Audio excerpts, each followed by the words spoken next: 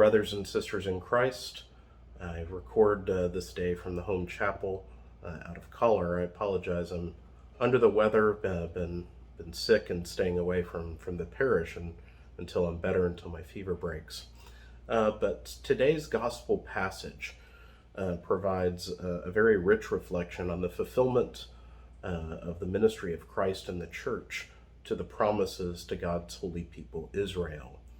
And so in response to what we heard yesterday, Jesus' heart is moved. He sees the people and they're like sheep without a shepherd, invoking the promise from the book of the prophet Ezekiel, when God himself will come to shepherd his people.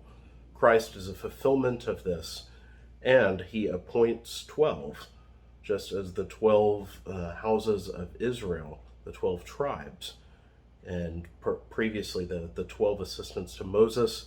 Now we have the 12 apostles to help Jesus to go send out this message of renewal to the lost sheep of Israel. It's interesting to note, of the 12 names given, what an interesting assortment of characters it is. We have a bunch of fishermen, we have a tax collector, we have a revolutionary even amongst the midst. And it's an important reminder to us that Jesus called in a whole assortment of people to be part of his house. And so when we look at the church today, we can, we always wish that everyone was like us in some way, that thought like us, was of the same opinion, the same practices, and yet this isn't the way of the church. God does ask all of us to be faithful. He asks us to be holy.